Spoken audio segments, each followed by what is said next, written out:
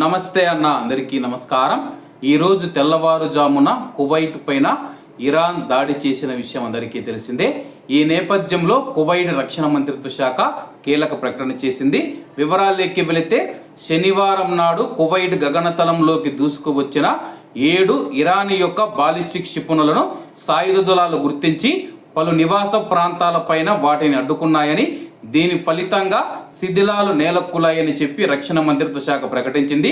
General staff జారీ చేసిన ఒక పత్రికా ప్రకటనలో రక్షణ మంత్రిత్వ శాఖ అధికార ప్రతినిధి కల్నల్ స్టాఫ్ సౌత్ ఆల్ అత్వాన్ గారు మాట్లాడుతూ, ఈ హేయమైన ఇరాన్ దురాక్రమణ వల్ల ఎటువంటి ప్రాణ నష్టం జరగలేదని, కేవలం ఆస్తి నష్టం మాత్రమే వాటిల్లిందని పేర్కొన్నారు. జాతీయ భద్రతను పెంపొందించడానికి కువైట్లోని కువైటీ పౌరులు ప్రవాసుల భద్రత నిర్ధారించడానికి సాయుధ దళాలు నిరంతరం అప్రమత్తంగా ఉంటూ తమ విధులు మరియు బాధ్యతలను సమర్థవంతంగా మరియు ప్రభావవంతంగా నిర్వర్తిస్తూనే ఉన్నాయని చెప్పి ఆయన ధృవీకరించారు.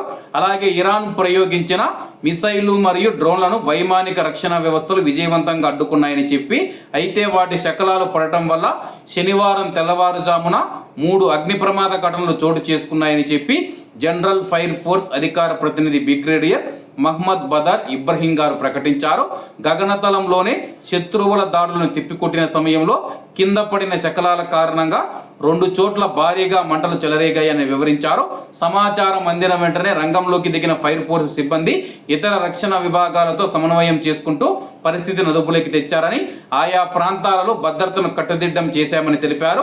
కువైట్లోని కువైటీ పౌరులు ప్రవాసులు ఎవరూ కూడా ప్రమాద స్థలాలకు వెళ్లవద్దని, శకలాలు పడిన చోట అనుమానాస్పదంగా కనిపించే వస్తువులను తాకవద్దని బ్రిగేడియర్ మహమ్మద్ బదర్ ఇబ్రహీం గారు విజ్ఞప్తి చేశారు.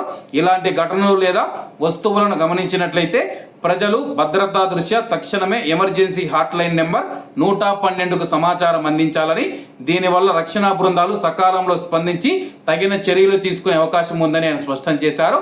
కాబట్టి ఈరోజు ఉదయం మనం చూసుకుంటే 7 బాలిస్టిక్ క్షిపణులతో కువైట్ పైన ఇరాన్ దాడి చేసింది. కాకపోతే ప్రాణ నష్టం ఏమీ జరగలేదు, ఆస్తి నష్టం మాత్రమే జరిగింది. కాబట్టి అందరూ బాగుండాలి, అందులో మనం ఉండాలి. అందరికీ నమస్తే అన్న, జై హింద్.